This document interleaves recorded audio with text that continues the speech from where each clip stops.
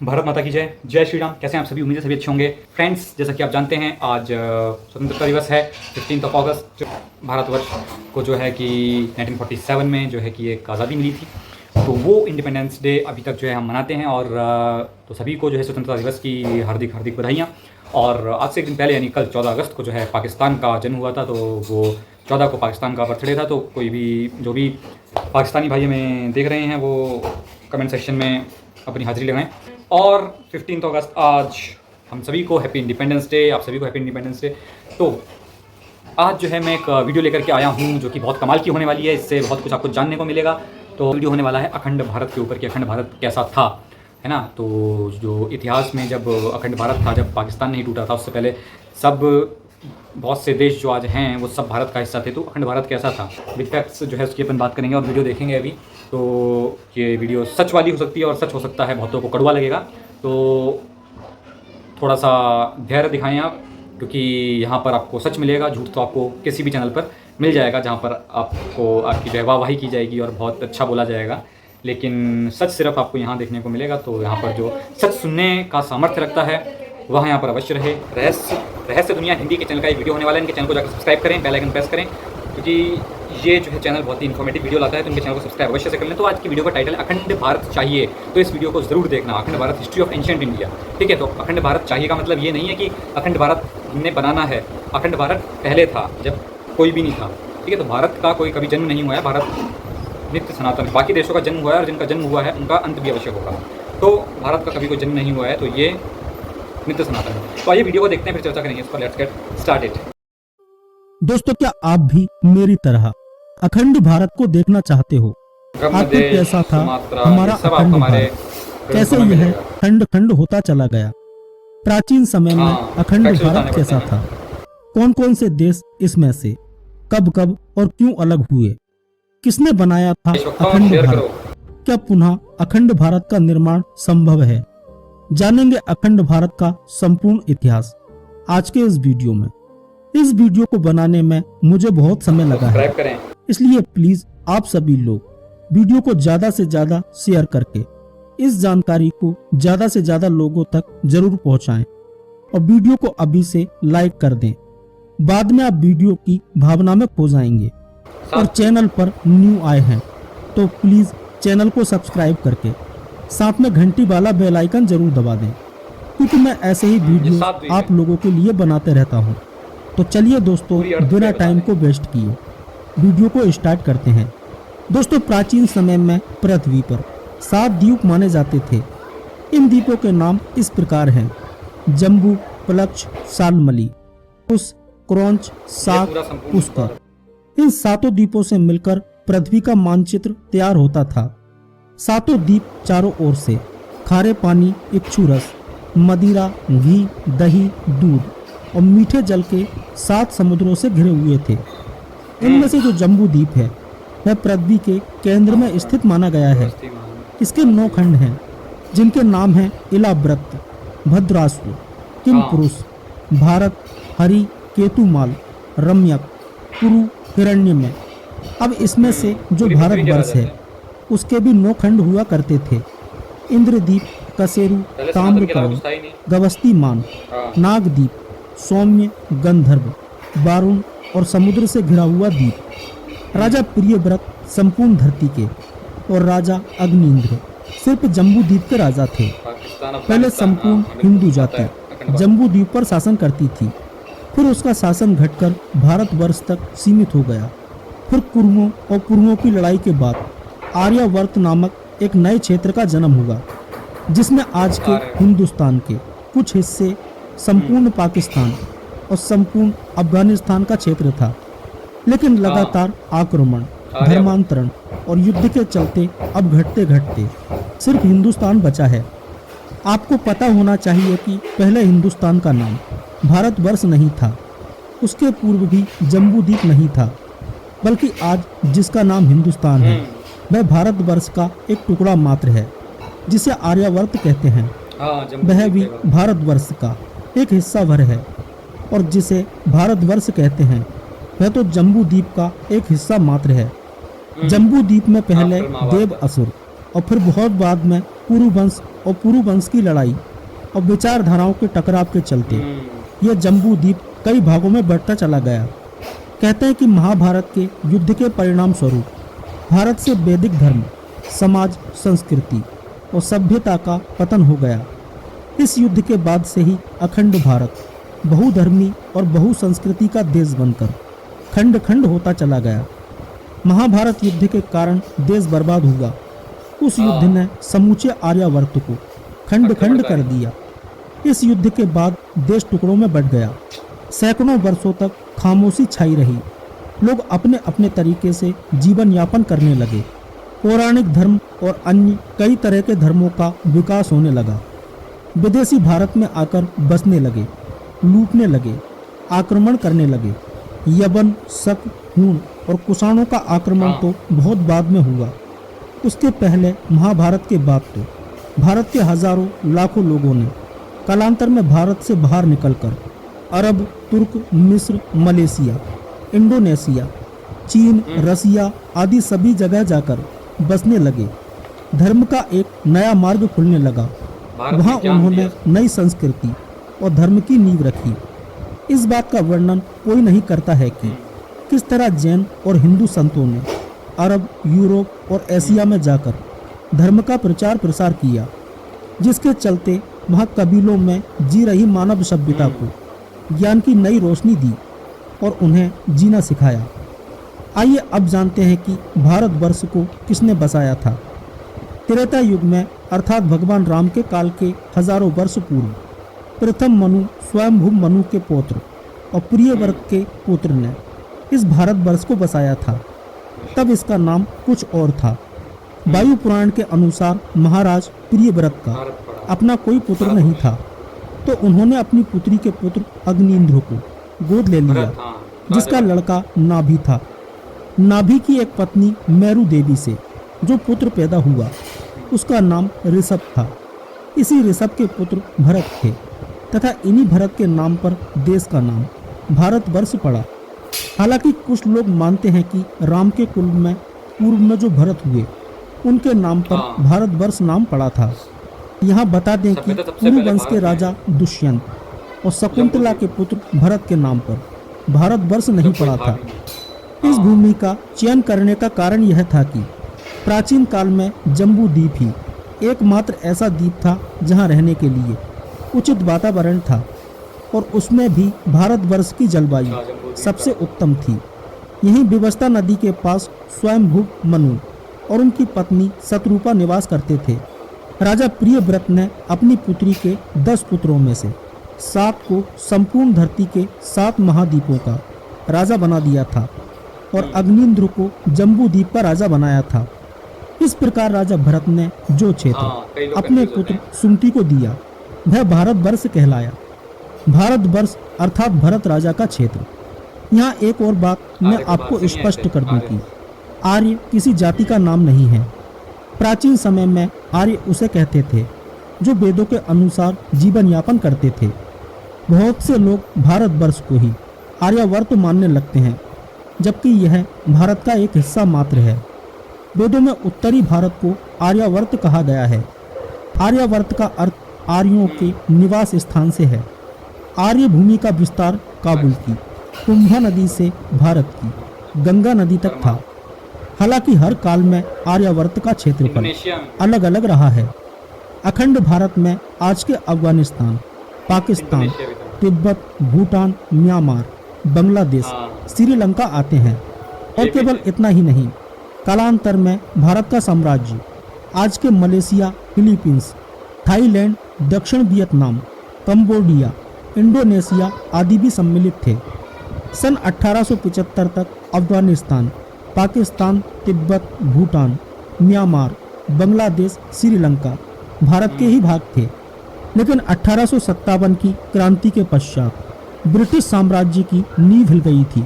उन्हें लगा कि इतने बड़े भूभाग का दोहन एक केंद्र से करना संभव नहीं है, एवं फूट डालो एवं शासन करो की नीति अपनाई एवं भारत को अनेक छोटे छोटे हिस्सों में बांट दिया।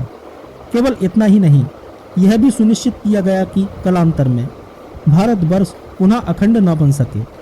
वेद, रामायण, महाभारत, गीता और कृष्ण के समय के संबंध में मैक्स मूलर, बेबेर, लुडविग, होजमान, विंटर निट्सफोन, श्राडर आदि सभी विदेशी विद्वानों ने भ्रांतियां फैलाई और उनके द्वारा किए गए भ्रामक प्रचार का हमारे यहाँ के इतिहासकारों ने भी अनुसरण किया और भगवान बुद्ध के पूर्व के संपूर्ण काल को इतिहास से काटकर रख दिया। भगवान बुद्ध के पूर्व और बौद्ध काल में भी अखंड भारत में 16 जनपदों के आर्य राजाओं का ही राज था। प्राचीन भारत का अधिकतर इतिहास महाभारत में दर्ज है, जिसमें 16 महान राजाओं का जिक्र है।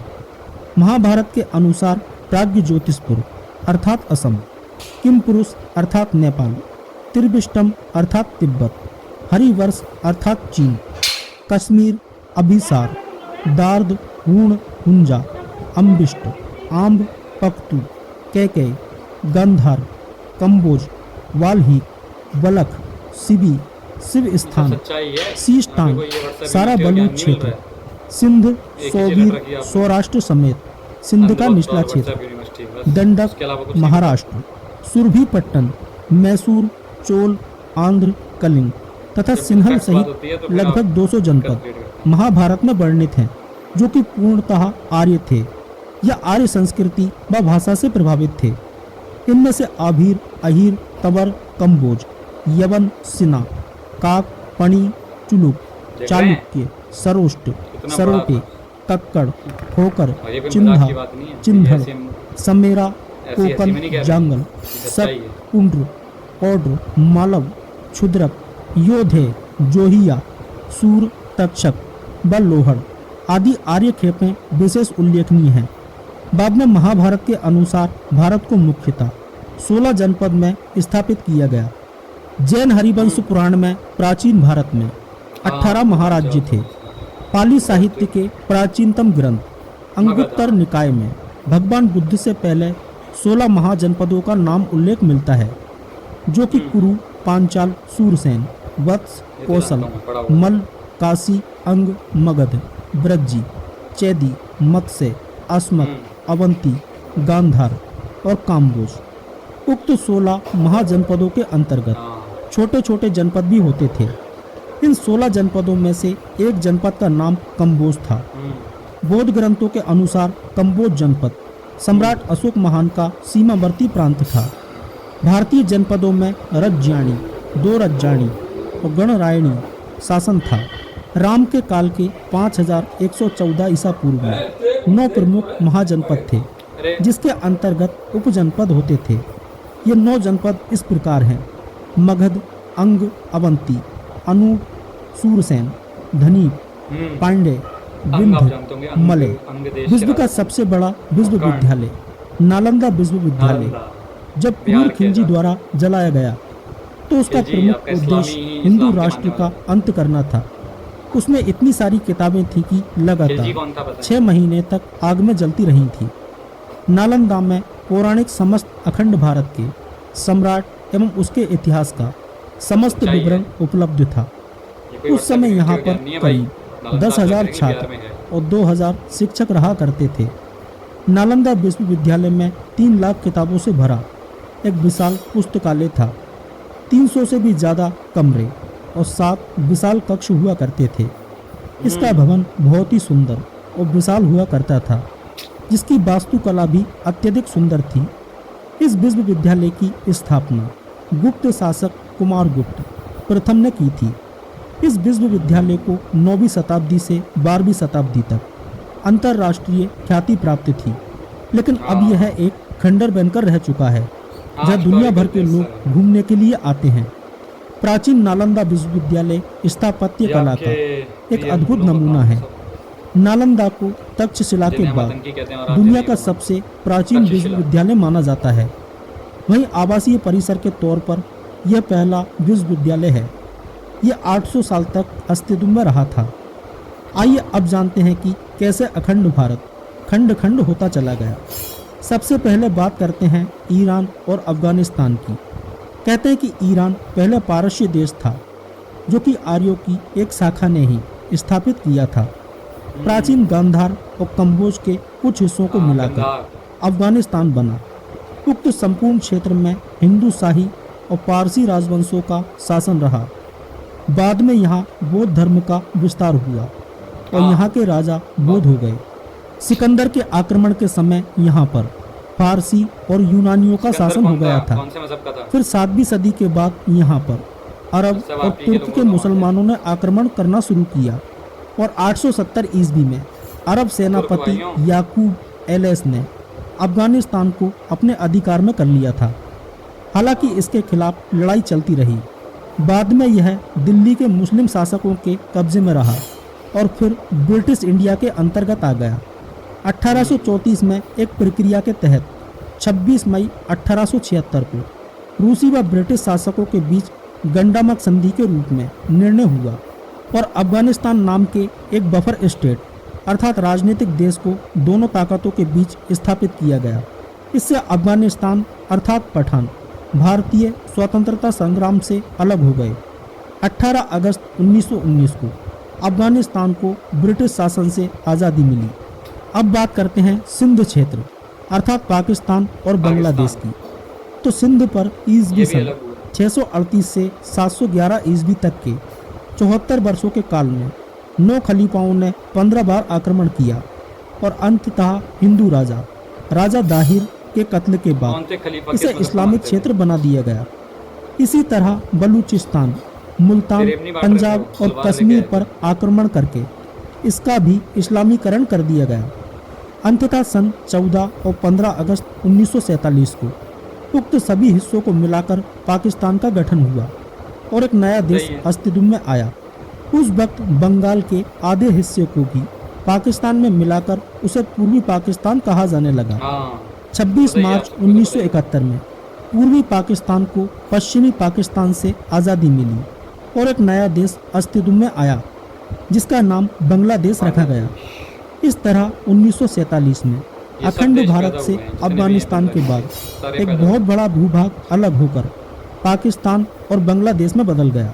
पंजाब और मुल्तान क्षेत्र की बात करें तो 977 ईस्वी में अलप्तगीन के दामाद सुबुक्तगीन के पुत्र महमूद गजनबी ने बगदाद के खलीफा के आदेश अनुसार भारत के अन्य हिस्सों पर आक्रमण करना शुरू किए। उसके भारत पर 1001 से 1600 ईस्वी के बीच 17 बार आक्रमण किए। महमूद गजनबी ने सिंहासन पर बैठते ही सबसे पहले हिंदू शाहियों के विरुद्ध अभियान छेड़ दिया। उसने सन 1001 में राजा जयपाल को हराया, फिर 1008 में आनंदपाल को हराया। इसके बाद वह मुल्तान और पंजाब को तहस नहस करने के लिए निकल पड़ा। अफगान अभियान की लड़ाइयों में पंजाब पर अब गजनबियों का पूर्ण अधिकार हो गया था। इसके बाद के आक्रमणों में उसने मुल्तान, लाहौर, नगरकोट और थानेश्वर तक के विशाल भूभाग में खूब मारकाट की तथा बौद्ध और हिंदुओं को जबरदस्ती इस्लाम अपनाने पर मजबूर किया। फिर 1018 में कन्नौज के विरुद्ध युद्ध हुआ था। उसी समय उसने मथुरा पर भी आक्रमण किया और उसे बुरी तरह लूटा और वहाँ के मंदिरों को तोड़ दिया था। उस वक्त मथुरा के समीप महावन के शासक कुलचंद के साथ उसका युद्ध हुआ। कुलचंद ने उसके साथ भयंकर युद्ध किया।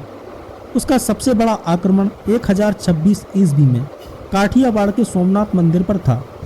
देश के पश्चिमी सीमा पर प्राचीन कुश स्थली और वर्तमान सौराष्ट्र अर्थात गुजरात के काठियावाड़ में सागर के तट पर सोमनाथ महादेव का प्राचीन मंदिर है। उसका अंतिम आक्रमण 1027 ईस्वी में हुआ था। बलूचिस्तान भारत के 16 महाजनपदों में से एक, संभवतः गांधार जनपद का एक हिस्सा था। 321 ईसा पूर्व यह क्षेत्र चंद्रगुप्त मौर्य के साम्राज्य के अंतर्गत आता था।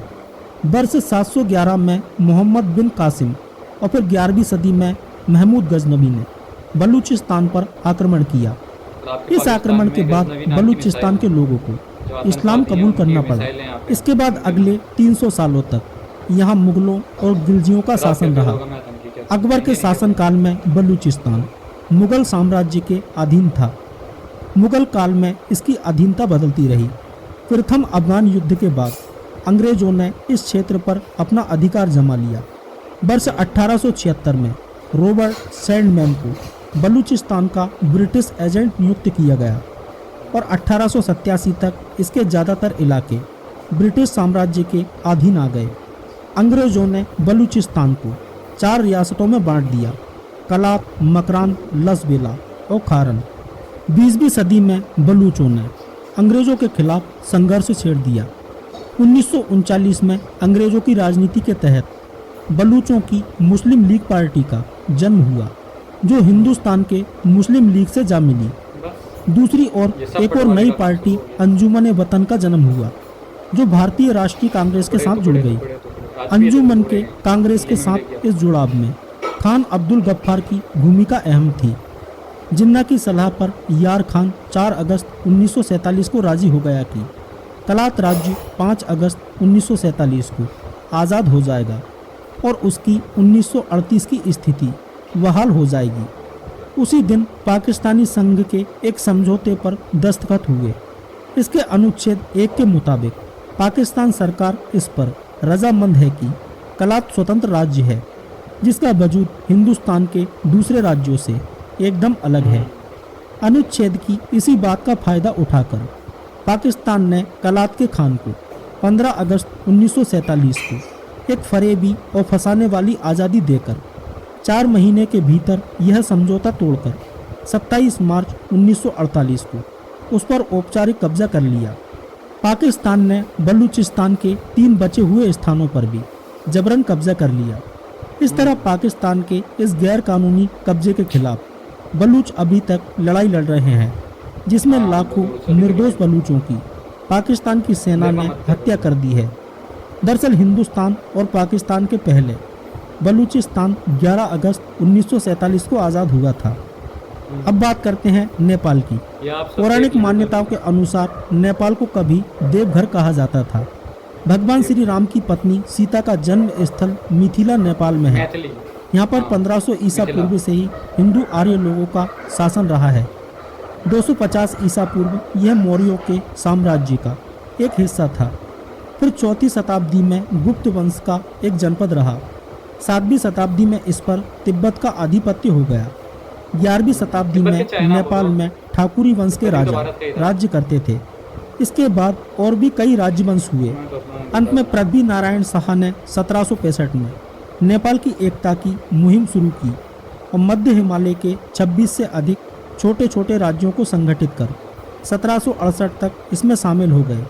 यहीं से आधुनिक नेपाल का जन्म होता है। 1904 में नेपाल को एक आज़ाद देश का दर्जा मिला। अब बात करते हैं भूटान की। भूटान भी कभी भारतीय महाजनपदों के अंतर्गत एक जनपद था।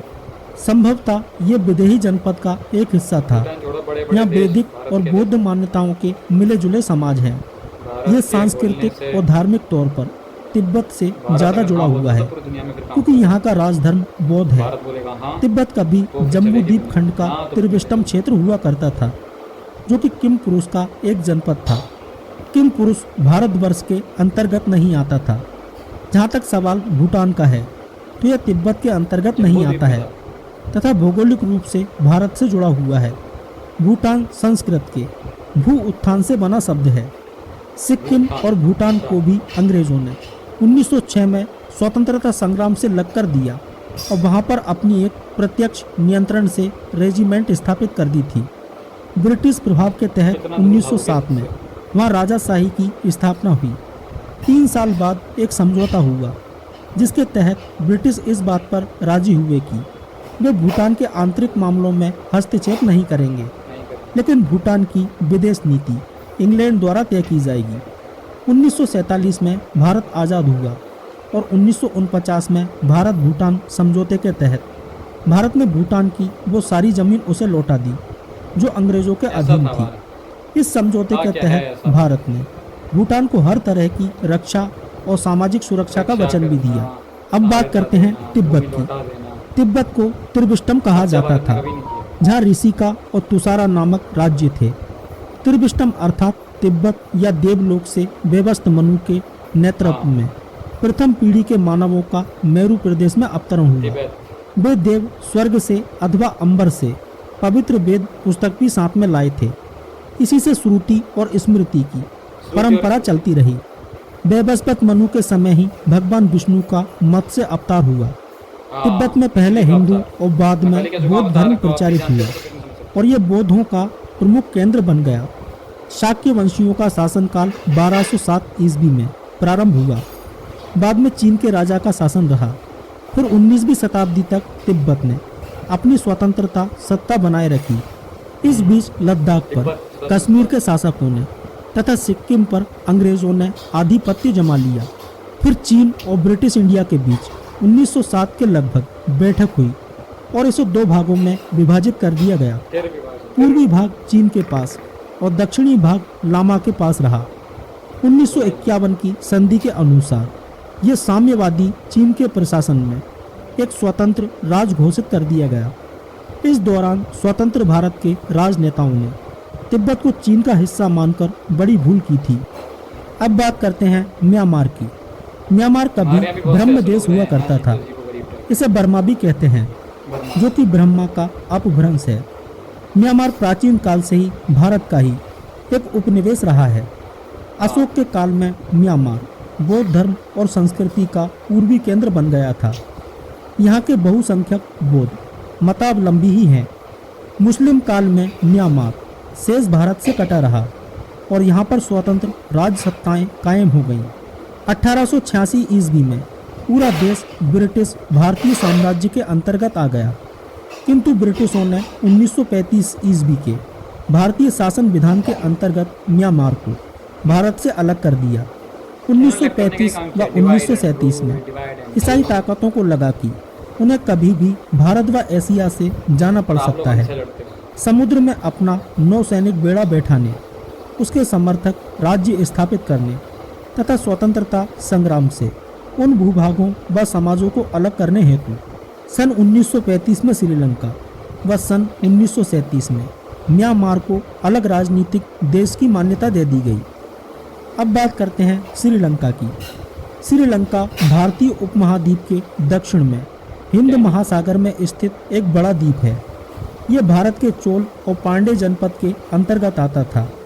2350 वर्ष पूर्व तक श्रीलंका की संपूर्ण आबादी वैदिक धर्म का पालन करती थी। सम्राट अशोक ने अपने पुत्र महेंद्र को श्रीलंका में बौद्ध धर्म के प्रचार के लिए भेजा था और वहां के सिंघल राजा ने बौद्ध धर्म अपनाकर इसे राजधर्म घोषित कर दिया। बौद्ध और हिंदू धर्म ग्रंथों के अनुसार यहाँ पर प्राचीन काल में सेब, यक्ष और नागवंशियों का राज था। श्रीलंका के प्राचीन इतिहास के बारे में जानने के लिए सबसे महत्वपूर्ण लिखित स्रोत सुप्रसिद्ध बौद्ध ग्रंथ महावंश है। श्रीलंका के आदिम निवासी और दक्षिण भारत के आदि मानव एक ही थे। एक खुदाई से पता चला है कि श्रीलंका के शुरुआती मानव का संबंध उत्तर भारत के लोगों से था। भाषिक विश्लेषणों से पता चलता है कि सिंघली भाषा गुजराती और सिंधी भाषा से जुड़ी है। ऐसी मान्यता है कि श्रीलंका को भगवान शिव ने बसाया था। बाद में उन्होंने इसे कुबेर को दे दिया था। कुबेर से रावण ने इसे अपने अधिकार में ले लिया था। ईसा पूर्व 5076 साल पहले भगवान राम ने रावण का संहार करके श्रीलंका को भारतवर्ष का एक जनपद बना दिया था। श्रीलंका पर पहले पुर्तगालियों फिर डच लोगों ने अधिकार करके शासन किया। 1800 ईस्वी के प्रारंभ में अंग्रेजों ने इस पर आधिपत्य जमाना शुरू किया और 1818 में इसे अपने पूर्ण अधिकार में ले लिया। अंग्रेज काल में अंग्रेजों ने फूट डालो और राज करो की नीति के तहत तमिल और सिंघलियों के बीच सांप्रदायिक एकता को बिगाड़ा। द्वितीय विश्व युद्ध के बाद 4 फरवरी 1948 को श्रीलंका को पूर्ण स्वतंत्रता मिली। अब बात करते हैं मलेशिया की। वर्तमान के मुख्य 4 देश मलेशिया, इंडोनेशिया, थाईलैंड, वियतनाम और कंबोडिया प्राचीन भारत के मलय प्रायद्वीप के जनपद हुआ करते थे। मलय प्रायद्वीप का दक्षिणी भाग मलेशिया देश के नाम से जाना जाता है। इसके उत्तर में थाईलैंड, पूर्व में चीन का सागर तथा दक्षिण और पश्चिम में मलक्का तथा जलडमरू मध्य है। उत्तर मलेशिया में बुजांग घाटी तथा मरबाक के समुद्री किनारे के पास पुराने समय के अनेक हिंदू तथा बौद्ध मंदिर आज भी हैं। मलेशिया अंग्रेजों की गुलामी से 1957 में मुक्त हुआ। वहाँ पहाड़ी पर बटू केसबर का मंदिर है, जिसे बातू गुफा मंदिर कहते हैं। पहाड़ी पर कुछ प्राचीन गुफाएं भी हैं। पहाड़ी के पास स्थित एक बड़े मंदिर में हनुमान जी की भी एक बड़ी भीमकाय मूर्ति लगी है। मलेशिया वर्तमान में एक मुस्लिम राष्ट्र है। अब बात करते हैं सिंगापुर की। सिंगापुर मलय प्रायद्वीप के दक्षिण सिरे के पास एक छोटा सा द्वीप है। हालांकि यह मलेशिया का ही हिस्सा था। कहते हैं कि श्री विजय के एक राजकुमार श्री त्रिभुवन ने यहाँ एक सिंह को देखा, तो उन्होंने इसे एक शुभ संकेत मानकर यह सिंगापुर नामक एक बस्ती का निर्माण कर दिया, जिसका संस्कृत में अर्थ होता है सिंह का शहर। बाद में सिंगापुर हो गया। फिर यह टेमासेक नाम से जाने जाने लगा। सिंगापुर का हिंदू धर्म और अखंड भारत से गहरा संबंध है। 1930 तक उसकी भाषा में संस्कृत भाषा के शब्दों का समावेश रहा। उनके नाम हिंदुओं के जैसे होते थे और कुछ नाम आज भी अपभ्रंश रूप में हिंदू नाम ही हैं।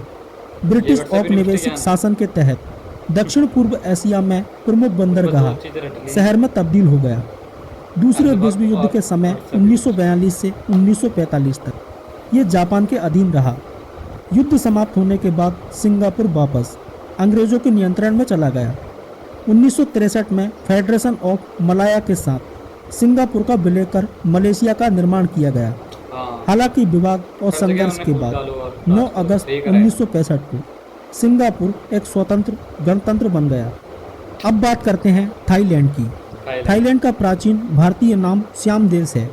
इसकी पूर्वी सीमा पर लाओस और कंबोडिया, दक्षिणी सीमा पर मलेशिया और पश्चिमी सीमा पर म्यांमार है। इसे श्याम के नाम से भी जाना जाता है।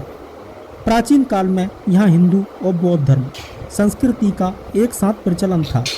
खैरात के दक्षिण पूर्व में कंबोडिया की सीमा के पास उत्तर में लगभग 40 किलोमीटर की दूरी पर यूरीराम प्रांत में प्रसाद फिनाम रंग नामक सुंदर मंदिर है। यह मंदिर आसपास के क्षेत्र से लगभग 340 मीटर की ऊंचाई पर एक सुप्त ज्वालामुखी के मुख पर स्थित है। इस मंदिर में शंकर तथा विष्णु की अति सुंदर मूर्तियां हैं। सन 1238 में सुखोथाई राज्य की स्थापना हुई, जिसे पहला बौद्ध थाई राज्य माना जाता है। लगभग एक सदी बाद अयोध्या ने सुखाथाई के ऊपर अपनी प्रभुता स्थापित कर ली। सन 1767 में अयोध्या के पतन के बाद थोमबुरी राजधानी बनी। सन 1782 में बैंकॉक में चक्री राजवंश की स्थापना हुई, जिसे आधुनिक थाईलैंड का आरंभ माना जाता है। यूरोपीय शक्तियों के साथ हुई लड़ाई में श्याम को कुछ प्रदेश लौटाने पड़े, जो आज बर्मा और मलेशिया के अंश हैं। 1992 में हुए सत्ता पलट में थाईलैंड एक नया संवैधानिक राजतंत्र घोषित कर दिया गया। अब बात करते हैं वियतनाम की। वियतनाम का इतिहास 2700 वर्षों से भी अधिक प्राचीन है। वियतनाम का पुराना नाम चंपा है।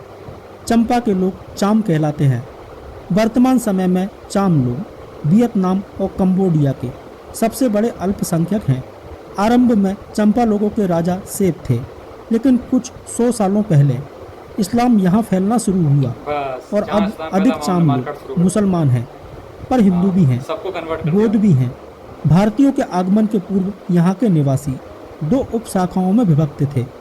हालांकि संपूर्ण वियतनाम पर चीनी राजवंशों का शासन ही अधिक समय तक रहा है। दूसरी शताब्दी में स्थापित चंपा भारतीय संस्कृति का प्रमुख केंद्र था। यहाँ के चाम लोगों ने भारतीय धर्म, भाषा, सभ्यता ग्रहण की थी। 1825 में चंपा के महान हिंदू राज्य का अंत हुआ। श्री भद्र बर्मन, जिसका नाम चीनी इतिहास में फनहूता के नाम से मिलता है, चंपा के प्रसिद्ध सम्राटों में से एक थे, जिन्होंने अपने विजयी और सांस्कृतिक कार्यों से चंपा का गौरव बढ़ाया। किंतु उसके पुत्र गंगाराज ने सिंहासन का त्याग कर अपने जीवन के अंतिम दिन भारत में आकर गंगा के तट पर व्यतीत किए। चंपा संस्कृति के अवशेष वियतनाम में आज भी मिलते हैं। इनमें से कई शैव मंदिर हैं। 19वीं सदी के मध्य में फ्रांस द्वारा इसे अपना उपनिवेश बना लिया गया। 20वीं सदी के मध्य में फ्रांस के नेतृत्व का विरोध करने के चलते वियतनाम 2 हिस्सों में बंट गया। एक फ्रांस के साथ था तो दूसरा कम्युनिस्ट विचारधारा से प्रेरित था। इसका परिणाम हुआ दोनों गुटों में युद्ध। इस जंग में नॉर्थ वियतनाम के साथ कम्युनिस्ट समर्थक देश थे। साउथ वियतनाम की ओर से कम्युनिस्ट विरोधी अमेरिका और उसके सहयोगी लड़ रहे थे। राष्ट्रवादी ताकतों का मकसद देश को कम्युनिस्ट बनाना था।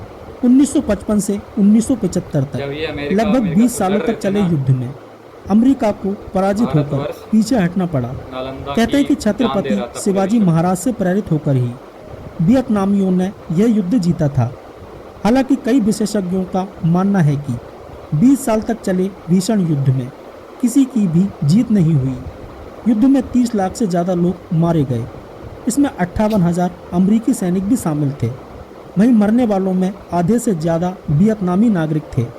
बाद में वियतनाम की कम्युनिस्ट सरकार द्वारा सोशलिस्ट रिपब्लिक ऑफ वियतनाम बनाया गया। अब बात करते हैं कंबोडिया की। पौराणिक काल का कंबोज देश कल का कंपुचिया और आज का कंबोडिया है। पहले यह भारत का ही एक उपनिवेश था। माना जाता है कि प्रथम शताब्दी में कौंडिन्य नामक एक ब्राह्मण ने हिंदू चीन में हिंदू राज्य की स्थापना की थी।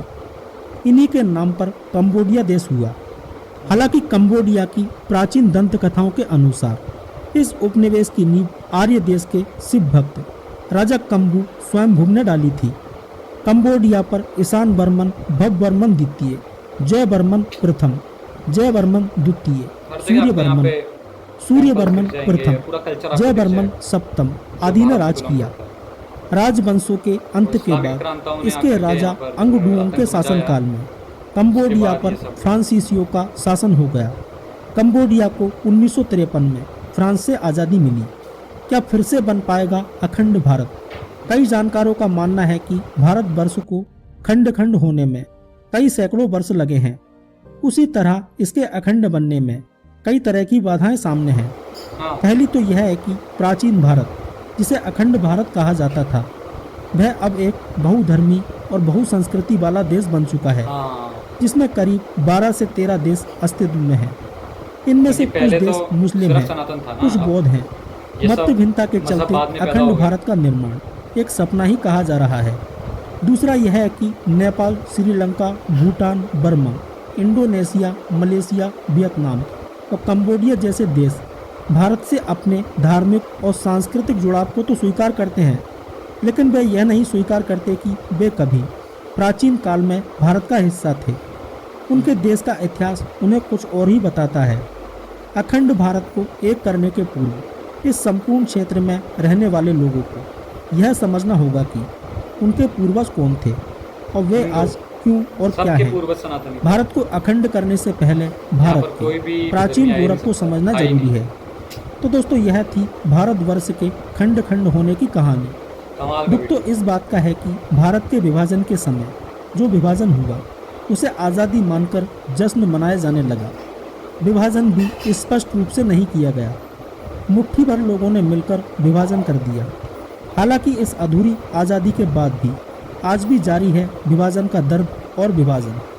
वर्तमान में माओवाद, नक्सलवाद, आतंकवाद, अलगाववाद, अवैध घुसपैठ, धर्मांतरण, वामपंथी राजनीति, जातिवाद और सांप्रदायिकता की राजनीति, भ्रष्टाचार, देशद्रोह ने आज़ादी और सीमाओं को खतरे में डाल दिया है। आपको यह वीडियो कैसा लगा? कमेंट सेक्शन में अपनी राय जरूर दें। और वीडियो अच्छा लगा हो तो प्लीज़ वीडियो को लाइक करें और चैनल को सब्सक्राइब करके साथ में घंटी वाला बेल आइकन जरूर दबा दें, तभी आपको न्यू वीडियो का नोटिफिकेशन मिल पाएगा। मिलते हैं अगले वीडियो में किसी ऐसे ही टॉपिक के साथ में। धन्यवाद। जय श्री राम। तो ये था वीडियो। अब इसमें जो है कि ये कोई व्हाट्सएप यूनिवर्सिटी का ज्ञान नहीं मिल रहा था आपको यहाँ पे, क्योंकि नालंदा यूनिवर्सिटी में व्हाट्सएप यूनिवर्सिटी का ज्ञान नहीं मिलता था। तो तक्षशिला, नालंदा ये सब सच हैं। ये इसमें कोई झूठी बातें नहीं है। आप बिहार में जाके चेक करें कि नालंदा के साथ क्या किया गया है।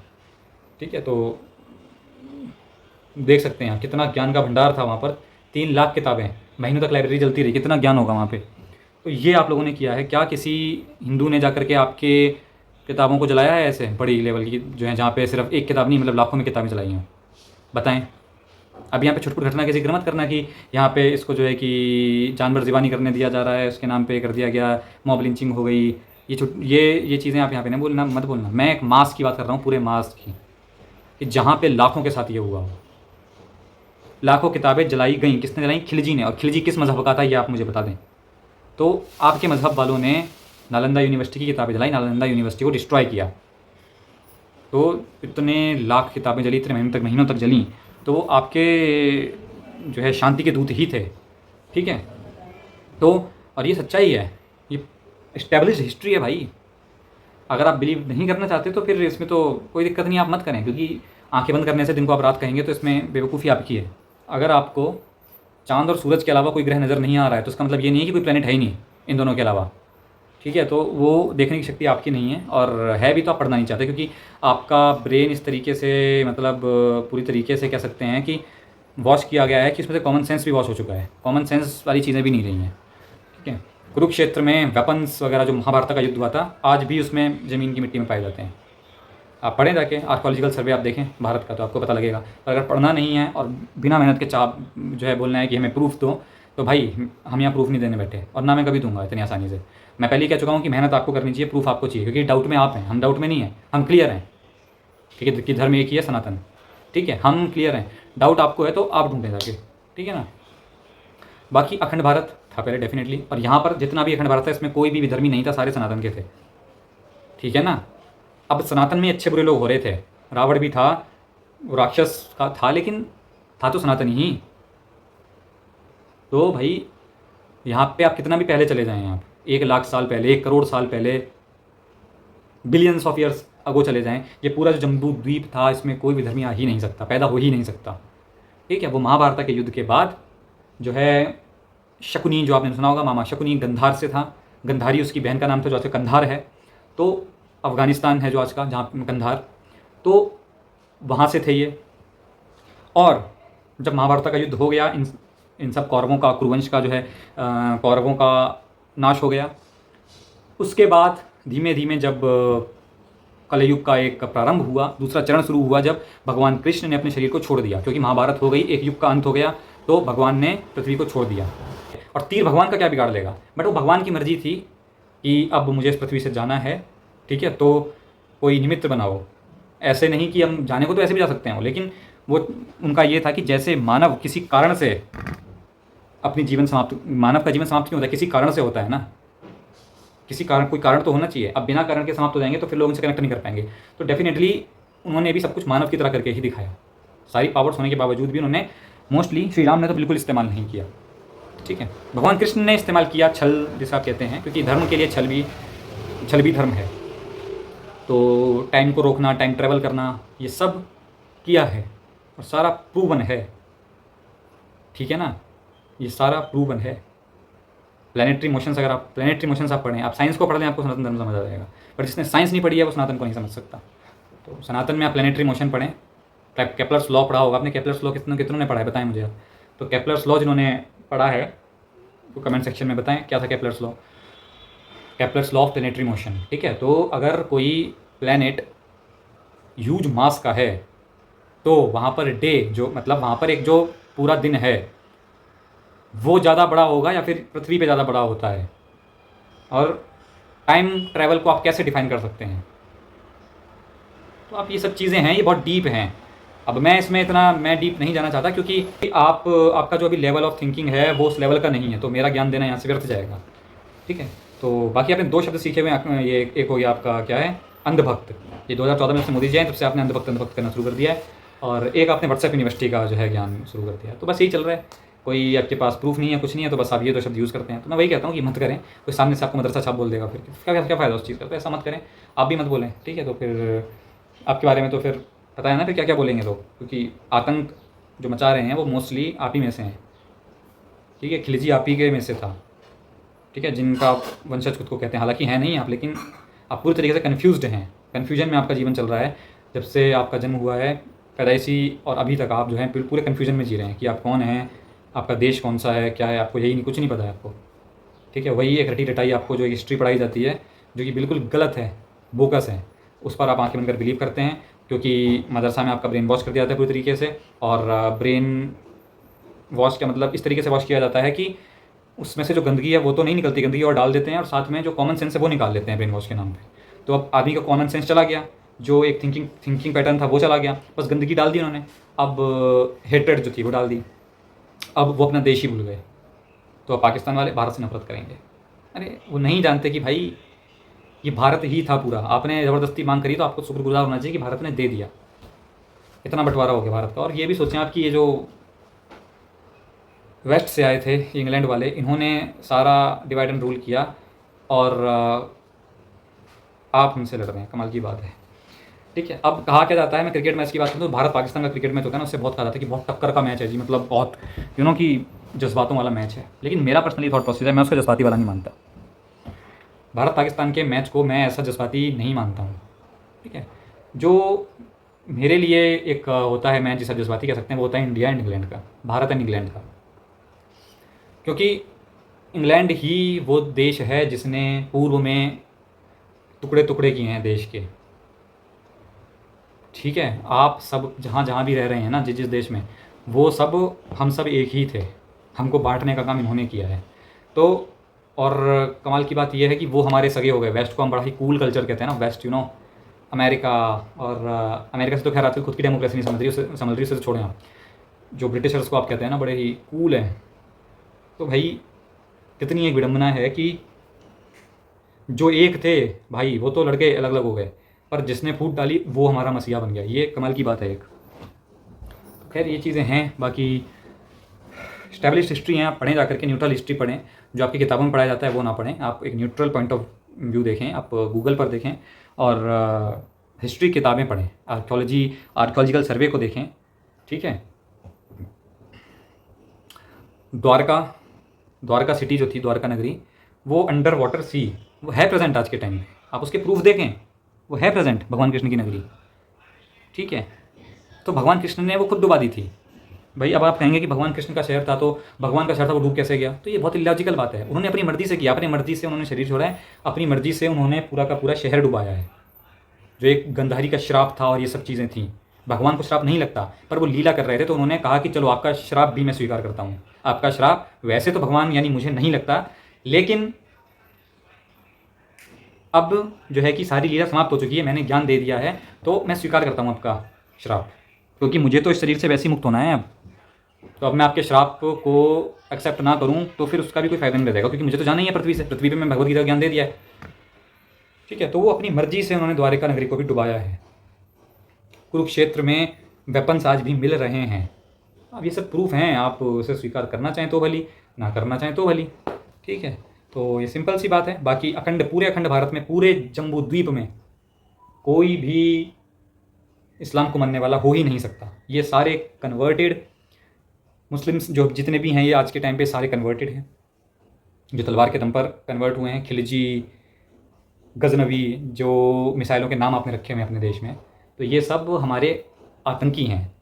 ठीक है, बट आपके ये हीरो हैं, यही तो कमाल की बात है। तो ये चीज़ें हैं। बाकी फैक्चुअल बातें करें, और ये सब जो है कि बोलना बंद करें, ये बचकानी सी चीज़ें कि व्हाट्सएप यूनिवर्सिटी ज्ञान जो आपने आजकल सोशल मीडिया से बहुत सीख लिया है, अंधभक्त आपने एक शब्द सीख लिया सोशल मीडिया से। तो सोशल मीडिया की दुनिया से बाहर आएँ, ये गोदी मीडिया, सोशल मीडिया, इन सब चीज़ों से बाहर आएँ और एक स्टैब्लिश हिस्ट्री, ठीक है, विद प्रूफ जो है ऑथेंटिकेटेड, वो पढ़ें, तो वहाँ तो आपको समझ आएगा। वरना आप व्हाट्सएप यूनिवर्सिटी और ये सभी करते रहेंगे, और कोई फिर आपको कोई मदरसा साहब बोल देगा, आप फिर दसेगा, ये चलता रहेगा। क्या है ये यूजलेस सी चीज़ें हैं। इससे बेटर आप नॉलेज गेन करें, कुछ अच्छा पढ़ें, क्योंकि जो नॉलेजेबल बंदा होगा ना, वो व्हाट्सएप यूनिवर्सिटी का ज्ञान, एवरेज स्टूडेंट और ये सब चीज़ें वो नहीं बोलेगा। अंधभक्त, ये सब वो वर्ड यूज़ नहीं करेगा। अगर आप करते हैं तो फिर इससे मुझे तो कुछ नहीं होगा, मुझे हंसी आएगी आप पे भी नॉलेज ही नहीं है। आपसे अब क्या नॉलेज की बात करूँ मैं? जो अंधभक्त और व्हाट्सएप यूनिवर्सिटी से ही आगे नहीं निकल पा रहा है, उससे अब क्या यहाँ से जो है ज्ञान की बात की जाए उसके लिए। तो यही चीज़ें हैं। बाकी आप एजुकेशन गेन करें, और ये सब सच है, ये सब सच है, इसमें कोई झूठ नहीं है। पाकिस्तान का बंटवारा हुआ है, पाकिस्तान अलग हुआ है, तो आप भी जानते होंगे, इसे थोड़ा झुटला देंगे आप। 47 में बंटवारा हुआ कि नहीं हुआ? 47 से पहले पाकिस्तान भारत का था, तो ये सच है। ऐसे अफगानिस्तान भी भारत का ही था, इंडोनेशिया, मलेशिया सब भारत के ही हैं, मतलब थे। आज के टाइम पे तो अलग देश बने हुए हैं ये, ठीक है ना। तो आप रियलिटी को डिनाई नहीं कर सकते हैं। इंडोनेशिया में इतने ही टेम्पल्स आपको मिलेंगे, वहाँ का कल्चर आप देखें, समुद्र मंथन की आपको एक पूरी की पूरी वहाँ पर जो है एक झांकी सी देखने को मिलेगी। वहाँ के एयरपोर्ट पे आप चले जाएं, बाली में आप जाएं, वो सब कल्चर तो भारत का ही है। तो कल्चर कहाँ से आ गया वो, है ना? क्योंकि पूर्व में रहा था, बाद में सब कन्वर्ट हुए, तो वो तलवार के दम पे सब कुछ किया गया, है ना। तो ये चीज़ें हैं। और अब ये मत सोचें कि बड़ा ही इस्लाम प्यार बांटने आया था यहाँ पर, और प्यार में जो है लोग जब एक बार जो है उन्होंने कलमा पढ़ा, कुरान पढ़ी और जो है इस्लाम को समझा, तो वो मुसलमान बन गए और बड़े ही प्यार प्रेम से मुसलमान बने। भाई ये आपको गलत थ्योरियाँ पढ़ाई गई हैं। कोई बंदा प्रेम से मुसलमान नहीं बना है। आप इनके इतिहास उठा करके देखें, बाबर, खिलजी, औरंगजेब, है ना, और ये गजनवी, गौरी, ये सब कौन थे, इन्होंने क्या किया है, आप ये पढ़ें जा करके, ठीक है ना। अखंड भारत तभी टूटा है। तो ये पूरा देश आपका भी था जिसे आप अपना देश नहीं मानते हैं। अब आप सऊदी अरेबिया को अपना मानते हैं, लेकिन जो आपका एक्चुअल देश है उसे आप अपना देश नहीं मानते हैं। तो ये उन्होंने कमाल किया है आके, ठीक है ना। तो ये नालंदा यूनिवर्सिटी सच में जलाई गई है भाई, ये कोई झूठ नहीं है इसमें। हाँ, तो तलवार के दम पर हुआ है। आप न्यूट्रल हिस्ट्री पढ़ें, आपने जो पट्टी बांधी हुई आंखों पर उसे खोलें और दूसरों को बोलना बंद करें व्हाट्सएप यूनिवर्सिटी, क्योंकि ज्ञान जैसा आपका है तो व्हाट्सएप यूनिवर्सिटी वाला ज्ञान, मदरसा वाला ज्ञान आपका है, क्योंकि आप उस चीज़ से बाहर ही नहीं निकल रहे हैं। आप एक ही लेवल तक सोच सकते हैं, उसके ऊपर आप सोच ही नहीं सकते हैं। मतलब जैसे कुएं का मेढक होता है ना, कुएं का मेढक को लगता है कुआं ही ज़िंदगी है, कुआं ही दुनिया, उसके बाहर उसे लगता है कि दुनिया ही नहीं है। भाई बाहर निकल के देखो, बहुत बड़ी दुनिया है। तो वही मैं कहूँगा, आप मदरसे से बाहर निकलें, आप ज़रा साइंस की किताब को उठाएँ, हिस्ट्री की किताब को उठाएँ, उसे पढ़ें, न्यूट्रल हिस्ट्री पढ़ें, तो तब आपको असली नॉलेज मिलेगी। वरना तो आपको एक बांधा हुआ है और एक बंधन में ही आपको डाला हुआ है कि बस इस्लाम इस्लाम इस्लाम। इस्लाम से पहले भी बहुत कुछ था मेरे भाई। तो आप जब पढ़ेंगे तब पता लगेगा। अब आप आंखें बंद कर ले कि अरे इस्लाम से पहले कुछ होगा तो इसमें तो इस्लाम की तौहीन है, तो हम पढ़ें क्यों इसे। तो फिर आप मत पढ़ें, कोई दिक्कत नहीं है। बस मैं यही कह रहा हूँ कि दूसरे को आप जो है कि बुरा भला ना बोलें, है ना, क्योंकि इससे आपका रिलीजन ही बदनाम होगा। हमारा तो कुछ जाना नहीं है। आप ये अंधभक्त और ये सब करते रहेंगे तो इससे कुछ होना नहीं है। आप ही को लोग फिर सीरियसली नहीं लेंगे। क्योंकि एक था ना, एक आपने कहानी भी सुनी होगी, एक आदमी का एक बच्चा था, लड़का था, रोज़ बोलता था शेर आ गया, शेर आ गया। लोग बड़े परेशान। एक दिन लोग आए कि हाँ भाई यार शेर है, नहीं था उस दिन। दूसरे दिन आए, तीसरे दिन आए, चौथे दिन आए, रोज़ यही करें, रोज़ शेर नहीं। और एक दिन सच में शेर आ गया और उस दिन उसने खूब चिल्लाया, बचाओ बचाओ, शेर आ गया, शेर आ गया। कोई बचाने नहीं आया उसे, सबको लगा मजाक कर रहा होगा ये तो आप ये ना करें। आप ज़्यादा अंधभक्त करते रहेंगे, क्योंकि आजकल मैं देख रहा हूँ ना कि एक फैशन चल रहा है, एक अंधभक्त का फैशन। अरे ये तो अंधभक्त है, जब प्रूफ ना हो कोई, जब कोई एविडेंस ना हो, ये तो अंधभक्त है। अंधभक्त लेके अंधभक्त का शब्द मुंह पे मारो खींच के, ये ले अंधभक्त, ये ले व्हाट्सएप यूनिवर्सिटी, है ना। तो भाई ऐसा ना करो कि फिर लॉजिक ही लेफ्ट कर दे चैट को, ऐसा ना करो तो फिर आपको सीरियस नहीं लेंगे लोग। तो सीरियसली जो है कि कुछ भी बात करें जिसमें बात में वजन हो, तो सीरियसली बात करें, तब कुछ मज़ा आता है। अब जब एक सीरियस टॉक ही नहीं होगी, आप बस वही दो तीन चीज़ें बोलेंगे, वही जो आपने रटी हुई हैं, फिर आपसे कौन बात करेगा। फिर तो यार जिसे कहते हैं अल्लाह ही हाफिज़ है अल्लाह ही हाफिज़ सही है जी, हैं। चलो जो भी है, मिलते हैं फिर नेक्स्ट वीडियो में। जो है आज स्वतंत्रता दिवस है, तो मैं इस तरीके की वीडियो लेकर के आया, क्योंकि एक बहुत अच्छा एक पर्व है आज। और अखंड भारत की बात करता हूँ मैं, बिल्कुल, क्योंकि भारत को बांटा गया है, टुकड़े किए गए हैं। तो जो सच्चाई है वो आपको यहाँ पर धड़ल्ले से बोलने और देखने को मिलेगी। आपको यहाँ पर ऐसा नहीं मिलेगा कि जो है कि मैं चिकनी चुपड़ी बातें कर दूँ और आपको जिससे अच्छा लगे, और है ना, ये सब यहाँ पे नहीं होगा मेरे भाई। आपको ऐसे बहुत से चैनल मिल जाएंगे यार, जो आपको रिएक्शंस देंगे और बोलेंगे अरे वाह जी वाह, इतना बढ़िया है, इतना सब कुछ अच्छा है, बड़ा ही प्रेम बांटा था मूलों ने। तो भाई वो है ना, वहाँ पे मिलियंस व्यूज़ खा जाते हैं वो। लेकिन भाई अपना काम ना व्यूज़ वाला नहीं है, अपना काम सच्चा काम है भाई, अपना काम सच्चा काम है। सच बोलता था, बोलता हूँ और बोलता रहूँगा। सच का ही चैनल है ये चैनल ही सच का है मेरे भाई। यहाँ पे आपको झूठ मिलेगा ही नहीं, झूठी तारीफ़ें नहीं मिलेंगी। जहाँ पे तारीफ़ बनेगी वहाँ तारीफ़ मिलेगी, पर जहाँ पे गलत होगा वहाँ पर गलत बोला जाएगा। ठीक है मेरे भाई, तो वहाँ पर गलत बोला जाएगा। मिलते हैं नेक्स्ट वीडियो में। अपनी राय रखें और वीडियोज़ रिकमेंड करें जिस पर रिएक्शन देना है कमेंट सेक्शन में। तो मिलते हैं फिर नेक्स्ट वीडियो में, तब तक के लिए भारत माता की जय, वंदे मातरम, जय श्री राम।